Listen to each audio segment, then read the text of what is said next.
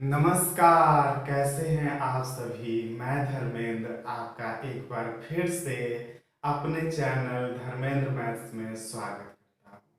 दोस्तों, आज हम लोग प्रॉफिट एंड लॉस का पार्ट 2 वीडियो लेकर के आए हुए हैं, जिसमें इंपॉर्टेंट पॉइंट टाइप के हम लोग आज पढ़ेंगे। तो देर न करते हुए आप सभी तैयार हो जाइए पेन और कॉपी लेकर के। इसमें हम लोग प्रॉफिट एंड लॉस का पार्ट 2 वीडियो आज देखेंगे। तो हेडिंग लगा लें आप अपनी कॉपी में, प्रॉफिट एंड लॉस, लाभ तथा हानि।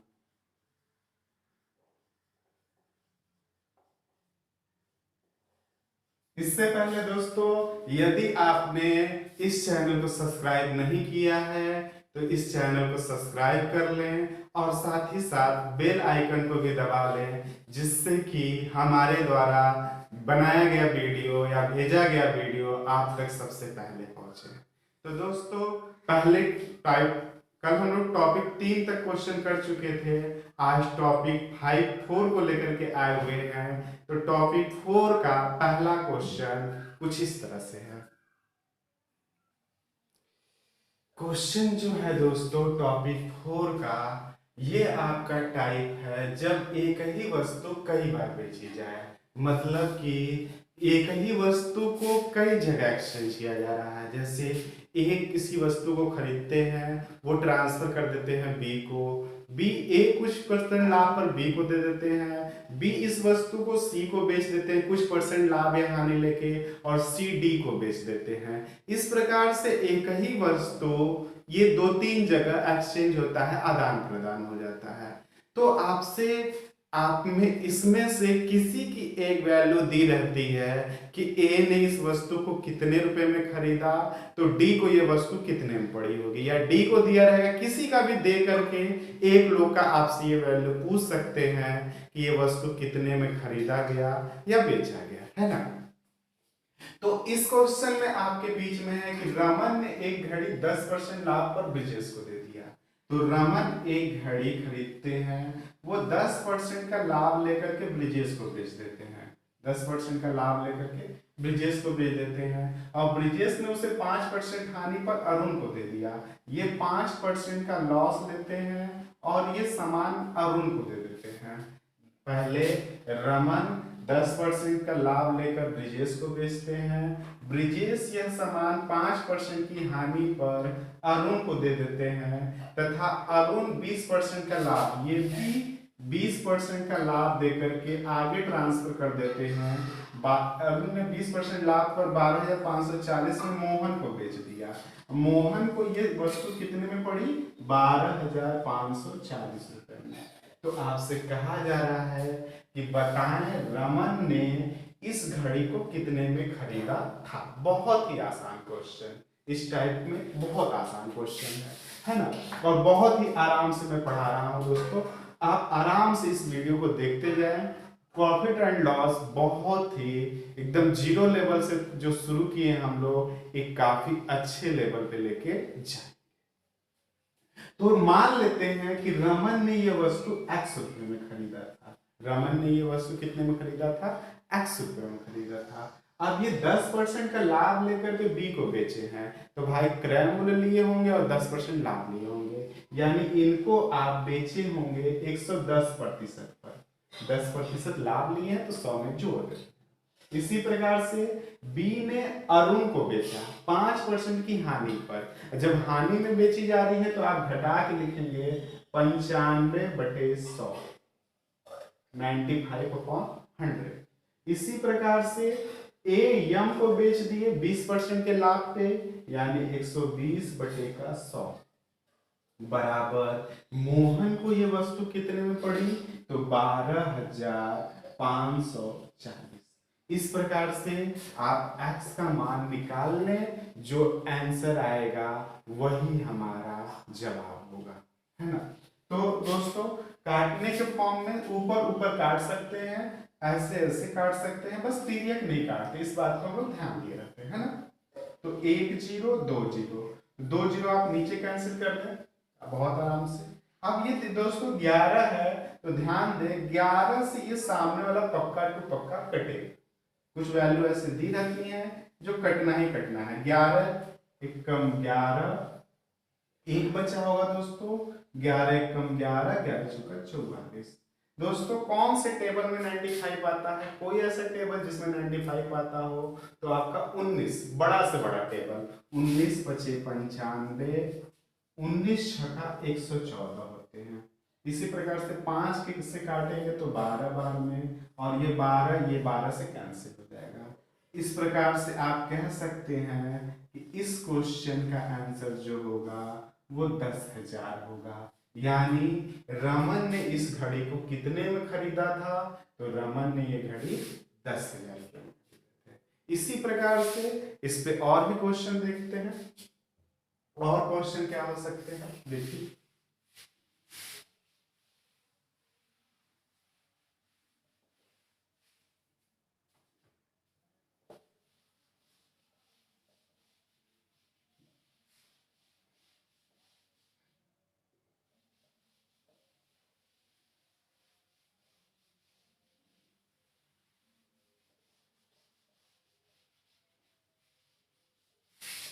देखिए अगला क्वेश्चन जो है हमारा, कह रहे हैं ए ने एक वस्तु 10% की हानि पर, ए ने एक वस्तु 10% की हानि पर आपको बी को दे दिया, बी को दे दिया 10% की हानि पर।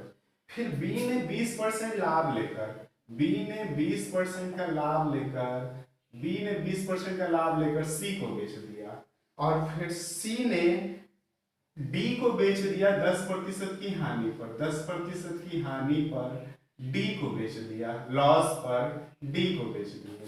तो आपसे पूछा जाए डी को बेच दिए और डी को यह वस्तु 14,580 रुपए में मिला।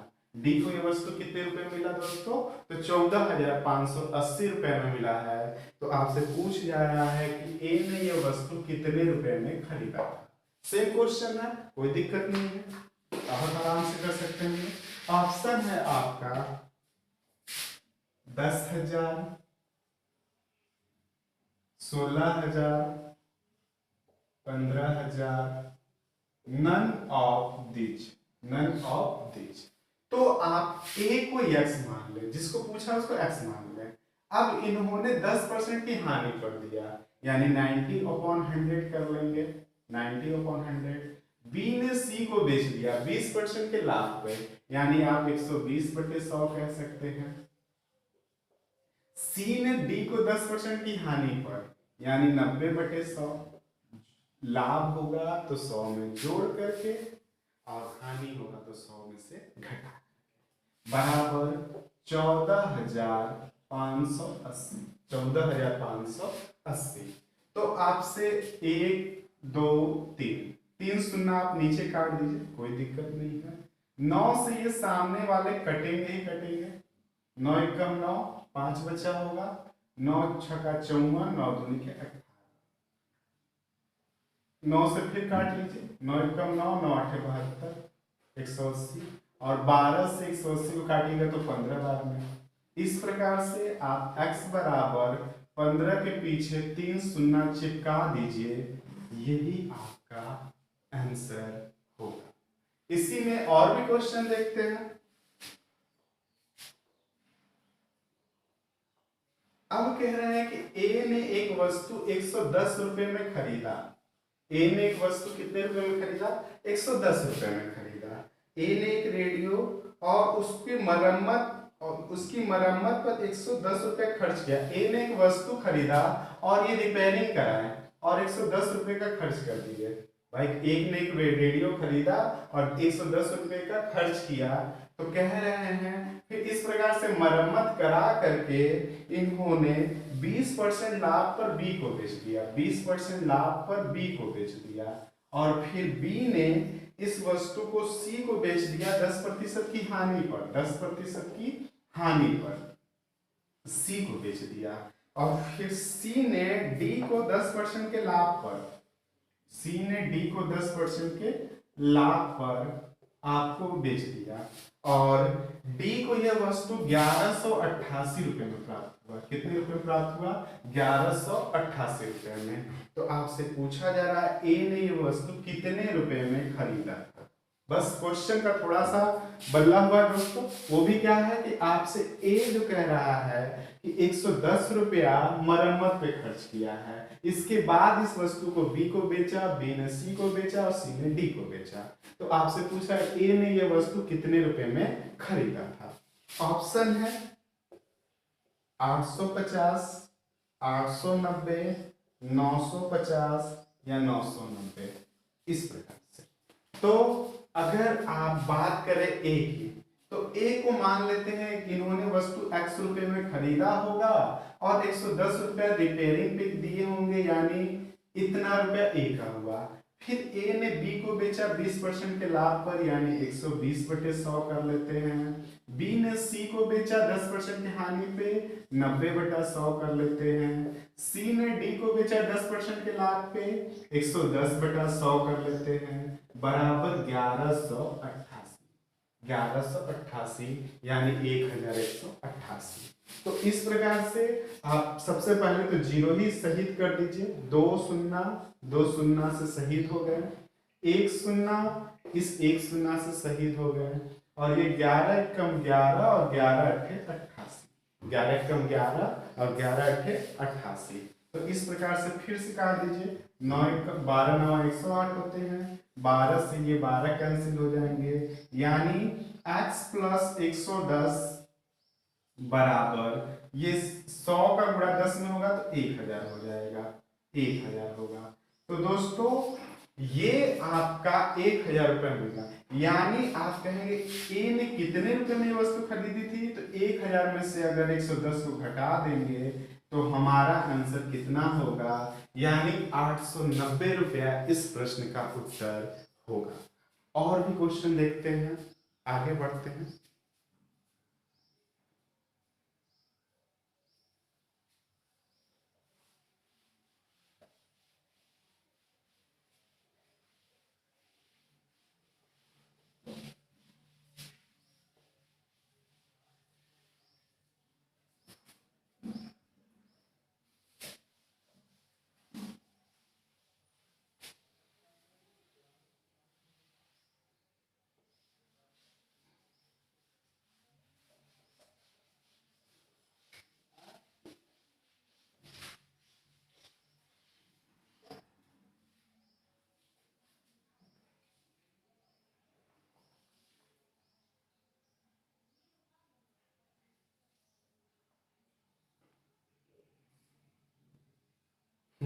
एक क्वेश्चन है आपका कि भाई ए ने एक वस्तु 25% थोक व्यापारी, 25% थोक व्यापारी।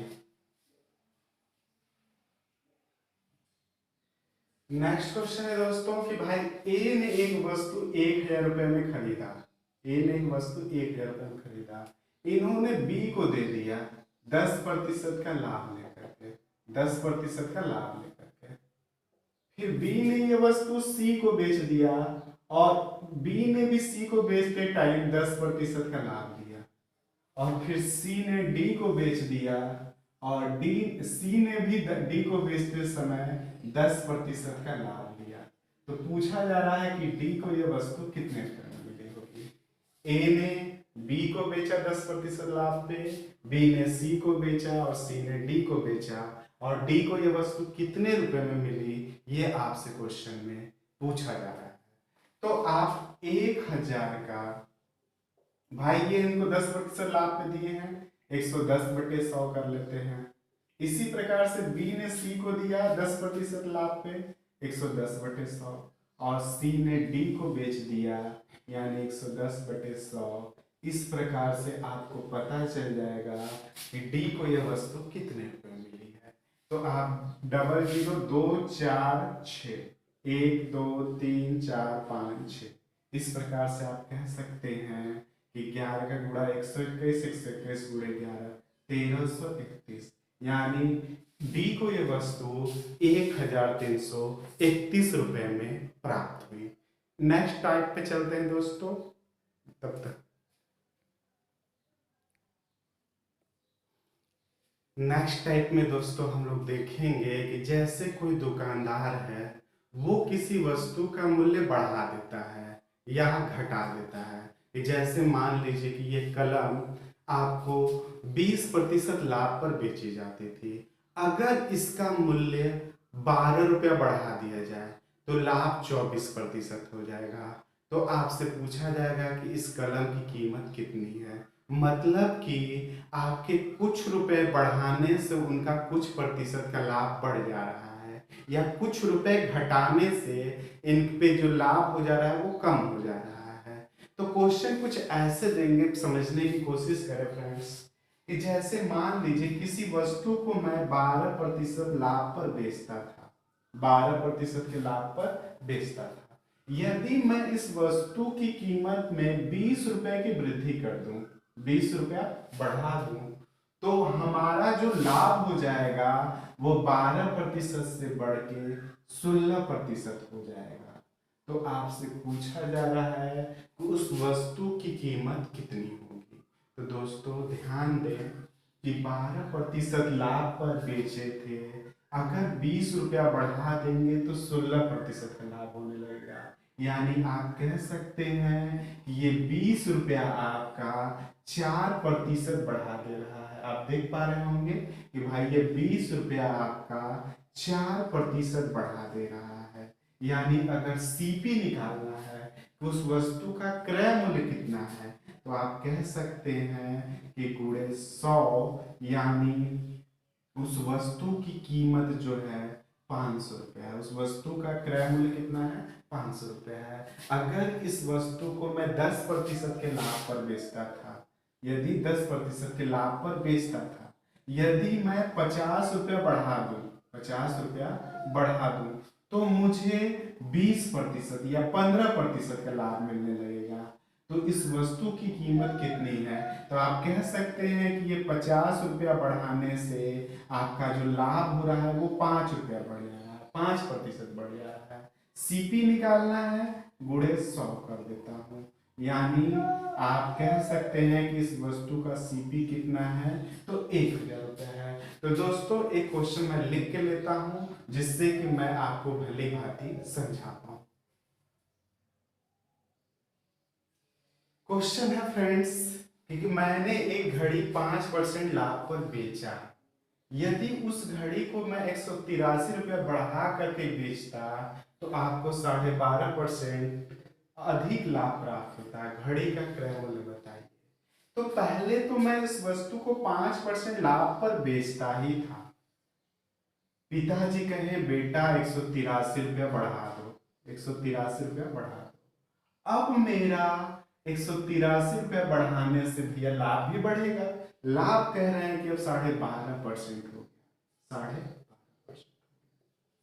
कहाँ 5% लाभ होता था, अब 12.5% हो गया। यानी 183 रुपया मेरा कितना प्रतिशत बढ़ा दिया, तो आप कह सकते हैं कि साहब 183 रुपया आपका 7.5% बढ़ा दिया। कितना परसेंट बढ़ा दिया, 7.5% बढ़ा दिया। सीपी निकालने के लिए आपको कुछ नहीं करना है, 100 से मल्टीप्लाई कर दीजिए। जब 183 रुपया 7.5% के बराबर है तो 100 से मल्टीप्लाई करके आप सीपी निकाल सकते हैं। ये डेसिमल हटाने के लिए एक जीरो ऊपर और बढ़ा दीजिए, कोई दिक्कत नहीं है। 25 3 75, 25 चौका 100 और 3 छक्का 18, 3 एकम 3।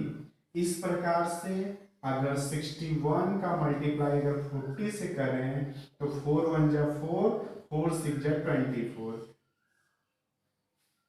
So answer 2440।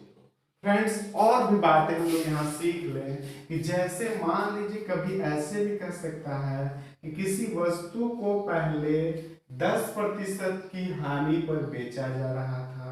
यदि 50 रुपया बढ़ा दिया जाए, 50 रुपया बढ़ा दिया जाए तो 10% का लाभ होने लगेगा। पहले 10% की हानि पर कोई वस्तु बिकती थी, यदि 50 रुपया बढ़ा दें तो 10% का लाभ होने लगेगा। इस वस्तु का क्रय मूल्य कितना है, तो आप कह सकते हैं कि ये 50 रुपया आपका कितना परसेंट बढ़ रहा था का, जहां मैं लॉस में जा रहा था, हानि में जा रहा था, आज मुझे प्रॉफिट होने लगा। यानी 10 और 10 20 हो जाएगा, यहाँ पे जुड़ जाएंगे। पहले अगर 10% मैं पाऊंगा तो मेरे सीपी के बराबर होगा, और 10% और आगे जैसे बात को समझे कि भाई मैं पहले 10% की हानि पर जाता था, अगर 10% की हानि कवर करूंगा तो मेरा मूल्य निकल के आएगा, और 10% आगे। यानी आप कह सकते हैं कि इन दोनों में कितने का डिफरेंस है, तो 20% का डिफरेंस है। ये 50 रुपया आपका 20 के बराबर है। सीपी निकालने के लिए आपको 100 से मल्टीप्लाई करना पड़ेगा, यानी कह सकते हैं कि इस वस्तु की कीमत कितनी है, 250।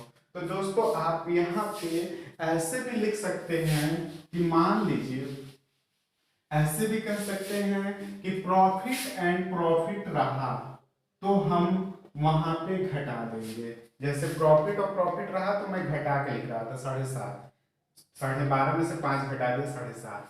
या लॉस रहेंगे तो भी हम घटा के लिखेंगे, लॉस और लॉस रहेंगे तो भी मैं घटा के लिखूंगा। अगर प्रॉफिट एंड लॉस रहेगा तो मैं जोड़ दूंगा, और लॉस और प्रॉफिट रहेगा तो भी मैं जोड़ दूंगा। यानी डिफरेंट डिफरेंट रहे। अगर बात तो ऐसे ही समझ में आ जानी चाहिए कि भाई आप हानि में चल रहे थे, अब लाभ होने लगा, यानी जोड़ना पड़ेगा आपको, है ना, इन दोनों में जोड़ना पड़ेगा। और प्रॉफिट ही रहा तो घटाना पड़ेगा। बात समझ आई? नहीं तो ऐसे भी आप नोट डाउन करके लिख लेंगे अपनी कॉपी में कि डिफरेंट डिफरेंट रहेंगे तो मर्ज कर देंगे, सेम सेम रहेंगे तो उनको हम लोग सब्ट्रैक्ट कर देंगे। और भी क्वेश्चन देखते हैं इसके।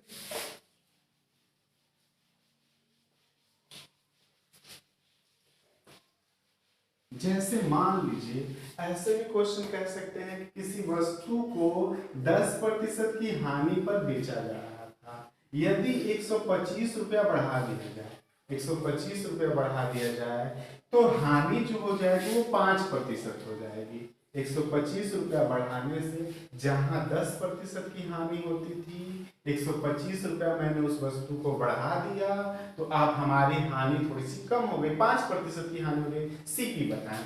तो सीपी निकालने के लिए 125 रुपया हानि और हानि घट जाएंगे, 10 में से 5 जाएगा, ये 5% के बराबर हो जाएंगे। 5% का वर्ग कर रहे हैं और सीपी निकालना है तो 100 का गुणा कर दें। यानी आप कह सकते हैं उस वस्तु का सीपी कितना है, 25। इसी प्रकार से ऐसे भी कह सकते हैं कि किसी वस्तु को 20% लाभ पर बेचा जा रहा था, यदि 700 रुपये कम कर दिया जाए, 700 रुपये कम कर दिया जाए तो 15% हानि होने लगेगी। यदि 700 रुपये कम कर दें उस वस्तु की कीमत तो 15% हानि होने लगेगी। वस्तु का क्रय मूल्य बताइए। तो आप ये 700 रुपये कितने परसेंट के बराबर होगा, प्रॉफिट और लॉस जुड़ता है, 20 और 15 35। सीपी निकालना है, गुणे 100 कर दीजिए।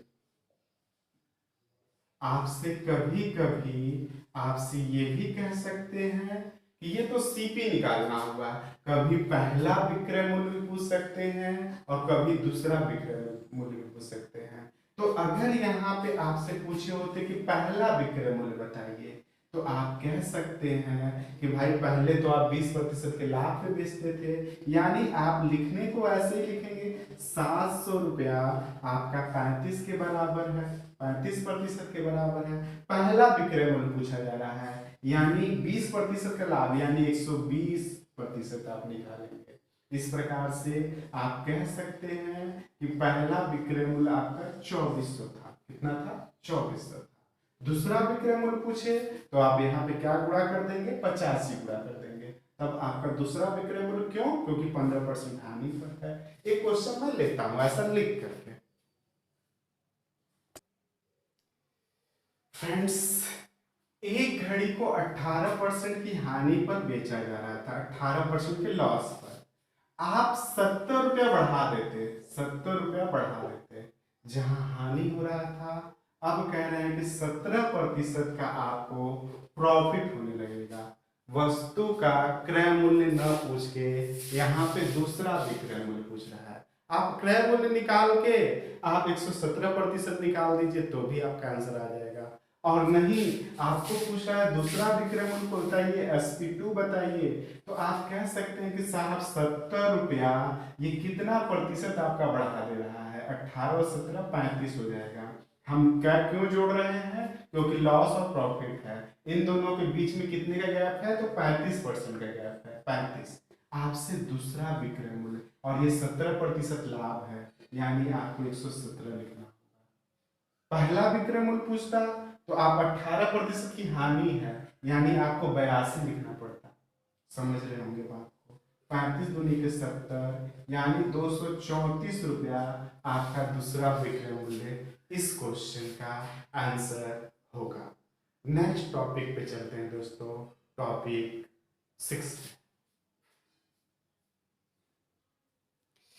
नेक्स्ट टाइप जो है दोस्तों वो कुछ इस प्रकार से है कि जब लाभ अथवा हानि प्रतिशत का संख्यात्मक मान क्रय मूल्य के बराबर है। दोस्तों इस टाइप की खासियत इस बात की है कि इस टाइप में हमें पेन कॉपी उठाने की कोई आवश्यकता नहीं होती है, बस जरूरत है तो समझने की कैसे हम इस क्वेश्चन को कर सकते हैं। तो दोस्तों बात ध्यान समझिए कि जैसे मान लीजिए कि हम किसी दुकान में जाते हैं और ये पूछ लेते हैं दुकानदार साहब से, वो मेरे काफ़ी नज़दीकी हैं तो वो भी बता देते हैं। जैसे मैं इस वस्तु को जब खरीदने गया तो पूछा चचा आपको कितना लाभ हुआ, तो भाई दुकानदार साहब भी काफ़ी टेक्निकल हैं, पढ़े लिखे हुए हैं, वो ये कह रहे हैं कि मैं इस वस्तु को जितने में बेचा हूँ या जितने में खरीदा हूँ, मैं इस वस्तु को जितने में खरीदा हूँ उतना ही लाभ प्रतिशत कमाया हूँ, उतना ही लाभ प्रतिशत कमाया हूँ। तो इस वस्तु का आपको बताना है इस वस्तु का क्रय मूल्य क्या होगा या इस वस्तु पे चचा ने कितना प्रतिशत लाभ कमाया। जैसे बात को ध्यान से समझिए कि जैसे मान लीजिए कि मैं एक कोलगेट का पेस्ट लेने गया, कोलगेट का पेस्ट लेने गया जिसपे SP हमें चचा ने 11 रुपए में दिया। कितने रुपए में दिया, 11 रुपए में। कह रहे हैं, मैं पूछा कि चचा आपने इस वस्तु पे कितने प्रतिशत का लाभ कमाया है, कितने रुपए का लाभ कमाया, तो उन्होंने टेक्निकल वर्ड यूज करते हुए कहा कि जितने में मैंने वस्तु खरीदी है उतना ही लाभ प्रतिशत कमाया। मतलब कि इनका CP और लाभ जो है वो दोनों आपस में बराबर है। CP और लाभ प्रतिशत, प्रतिशत ये दोनों आपस में क्या है, बराबर है। तो आपको बताना है कि इस वस्तु का CP कितना है या लाभ प्रतिशत कितना है। CP बताना होगा तो आप रुपया में बताएंगे और लाभ प्रतिशत बताना होगा तो आप प्रतिशत में बताएंगे, बस इतना ही सा डिफरेंट है। तो दोस्तों आप समझने की कोशिश करें कि जैसे मान लीजिए किसी वस्तु का CP 10 रुपया है, हम मार्केट से, हम कोई शॉपकीपर, हम 10 रुपया में कोई वस्तु खरीदे और ये हम निर्धारित कर चुके हैं कि जितने में वस्तु खरीदी है उतना ही मैं लाभ प्रतिशत लूंगा, लाभ नहीं लूंगा, उतना ही लाभ प्रतिशत लूंगा। मतलब कि 10 रुपये में अगर वस्तु खरीदी गई है तो लाभ प्रतिशत जो रहेगा मेरा 10% रहेगा। यानी ये वस्तु 10 रुपये में मैंने खरीदा और 10% का लाभ, यानी 10 का 10% कितना होता है दोस्तों, तो 1 रुपया होता है। यानी ये वस्तु मैं कितने रुपए में बेचूंगा, तो मैं ये वस्तु 11 रुपए में बेचूंगा। तो आप कह सकते हैं अगर ये पेस्ट 11 रुपये में दुकानदार साहब दे रहे हैं तो आप कह सकते हैं कि इस वस्तु का क्रय मूल्य 10 रुपया होगा और इस वस्तु का जो लाभ प्रतिशत होगा वो 10% होगा। ऐसे ही देख करके लगा सकते हैं।